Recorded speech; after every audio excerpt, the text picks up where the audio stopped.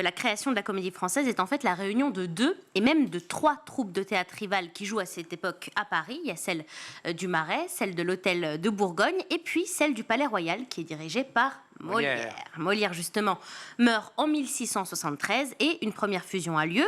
Sur ordre royal, les comédiens du Marais rejoignent la troupe des comédiens de Molière.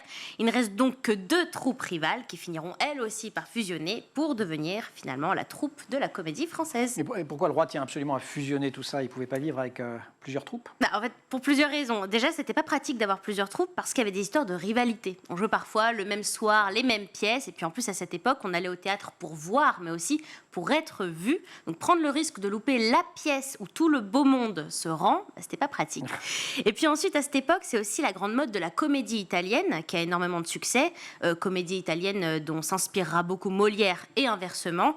Mais donc le roi voulait promouvoir le théâtre classique français, théâtre où l'on jouera Corneille, Racine et donc Molière. Alors Molière, dont vous nous avez dit, vous rappelez qu'il était mort en 1673, c'est donc 7 ans avant la création de la Comédie Française, dont on considère qu'il est le père. Alors pourquoi on dit qu'il est le père de la Comédie Française s'il était mort depuis longtemps? Déjà, le lieu. La troupe de Molière joue au Palais Royal, qui est ce grand ensemble construit par Richelieu en 1628 à 2 pas du Louvre, et qui aujourd'hui abrite en partie la Comédie Française.